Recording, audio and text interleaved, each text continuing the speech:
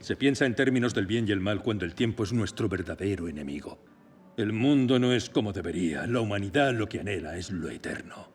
Un mundo más allá del tiempo, porque el tiempo es lo que nos esclaviza. Es un insulto. Si pensamos en algo que es nuestro o que debería serlo, es el tiempo que nos queda.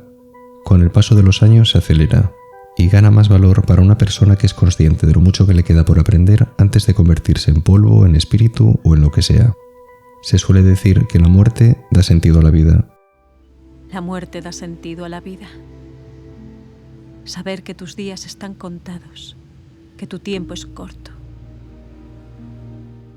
Cuando estamos haciendo cosas en el día a día, trabajando para ganar dinero y poder sobrevivir, o tareas de las cuales somos responsables, como por ejemplo cuidar de un familiar, podemos pensar que no tenemos un verdadero control sobre nuestro tiempo y que no somos verdaderamente libres. Si no gastáramos ese tiempo en aquello que creemos necesario, nos podemos imaginar cuáles serían las consecuencias para nosotros. Sobre todo, queremos evitar más dolor. Dejamos el trabajo y no podemos pagar un alquiler o facturas. No ayudamos a nuestro familiar y lo veremos sufrir sin los cuidados que necesita. ¿Cómo recuperamos entonces nuestro tiempo? ¿Cómo nos hacemos dueños del tiempo que nos queda? Es posible que no podamos disponer enteramente de él, pero que sí podamos gestionarlo, o por lo menos en gran parte. Sería toda una experiencia poder someterlo o dominarlo a nuestra voluntad.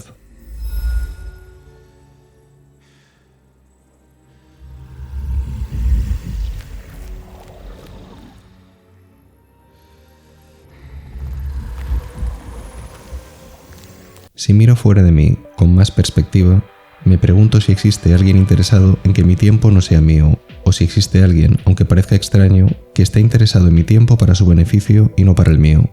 Me pregunto si es posible que yo sea una pila o una batería del motor o engranaje de otra persona, entidad o colectivo. Si soy un peón para que una sociedad funcione o tengo que cotizar o trabajar para tener una pensión en la vejez, es posible que exista alguien o algo que no quiera verme parado ni disfrutando enteramente de mi tiempo.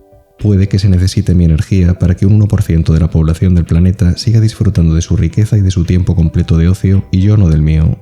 Soy consciente de que estoy en la base de una pirámide. Por tanto, solo se me ocurre alguna pequeña estrategia para la gestión de mi tiempo, ese que debería ser enteramente mío. Alguna estrategia sobre todo para detenerlo o para pararlo, aunque sea por una fracción de segundo, porque transcurre muy rápido y yo no tengo tanta prisa. En este punto me refiero a decir no, a poner yo el límite y parar. Observa lo que ocurre cuando decimos la palabra no.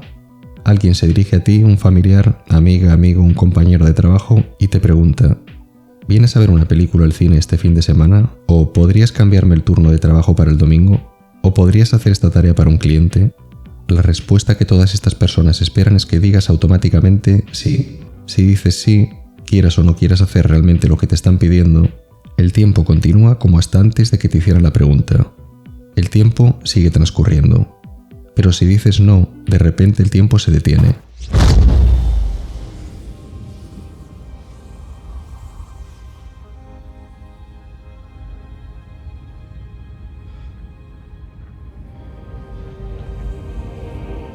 Ellos te van a mirar y tú los vas a mirar. Ese no ha detenido el tiempo mientras os miráis fijamente.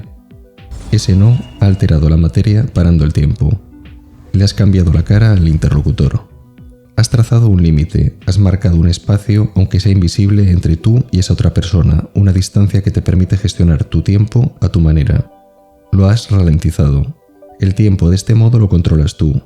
No te has dejado llevar por la corriente y no has dicho que sí por inercia. De manera simultánea a decir no, has demostrado que tienes cierto poder sobre tu tiempo. Si hubieras dicho que sí, tu tiempo lo habrían gestionado otras personas por ti. Habrías hecho lo que ellas querían que hicieras con el tiempo que es tuyo. De algún modo les habrías otorgado el poder sobre tu tiempo. Hay una estrategia que recomienda Eckhart Tolle, autor del famoso libro El poder de la hora, para gestionar el estrés en lugares donde se percibe mucho nerviosismo o actividad. Y consiste simplemente en sentir tus manos de manera consciente, con plena atención, para regresar al momento presente, o para volver a habitar o entrar en tu cuerpo, como dice el propio autor. If you can bring presence into that by periodically withdrawing for brief moments into the body and then gradually learning that you can be engaged in certain even left brain activities and still have some attention in the body, for example when you listen to someone on the telephone. attention in the body could be, you may not be able to feel the entire energy field of the body in an agitated work environment. Just, it sounds too simple to be true, but just take your attention into one part of the body and hold some attention in there while you listen on the phone, for example. And the hand is for many people the quickest access point to the body. You begin to inhabit the body by simply feeling the energy field in one of your hands, and you can hold it up.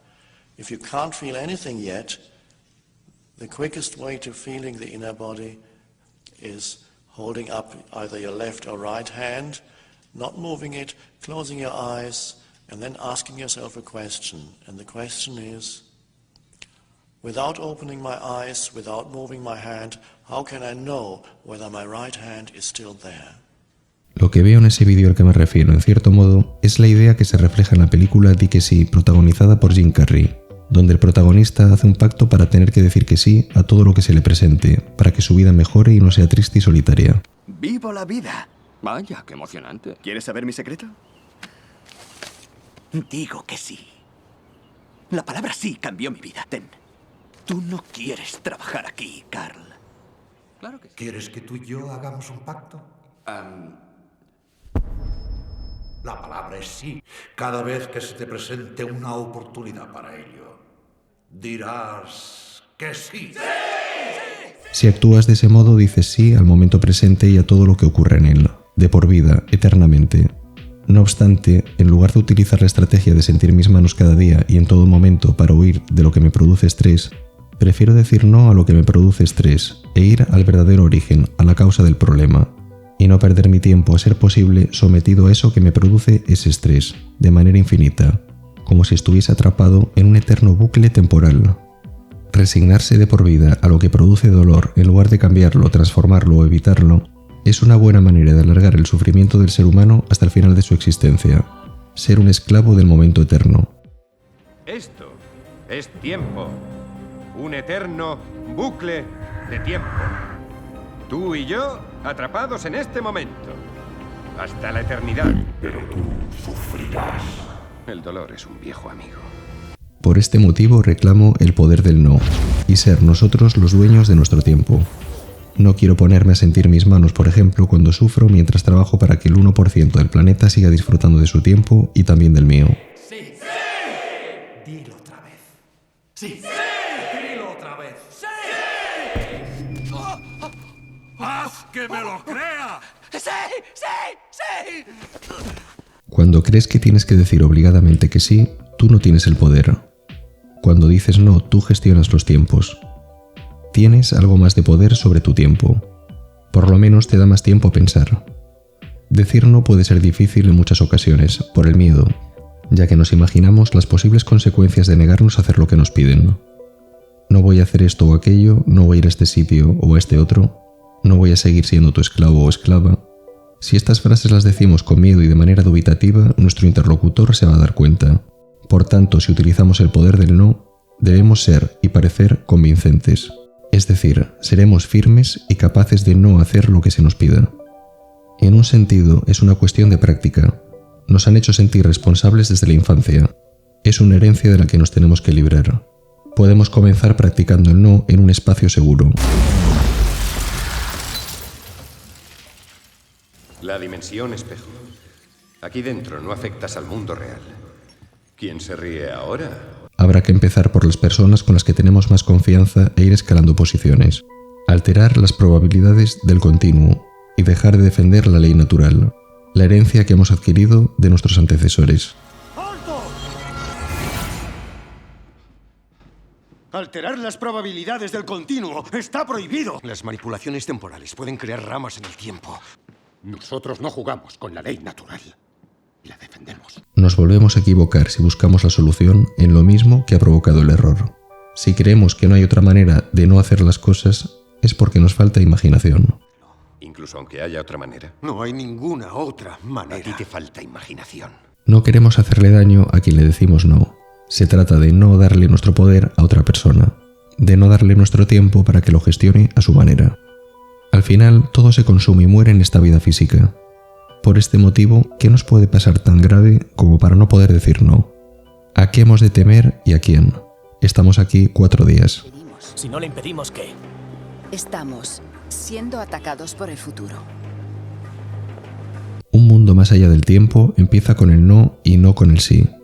El sí significa continuar, hacer que el tiempo sea para siempre, eterno. Repetir los mismos errores hasta el infinito. Hay que recuperar nuestro tiempo para superarlo después. Romper el bucle temporal en el que estamos sometidos y dejar de alargar el sufrimiento sin fin. ¿Verdad que es hermoso? Un mundo más allá del tiempo. Más allá de la muerte. ¡No! Tendría que haber dicho que sí, inmediatamente. Por eso se ha jodido todo. He roto el pacto. ¿No has pensado que tal vez todo se ha jodido por decir sí a todas las cosas sin pensar? ¡Sí!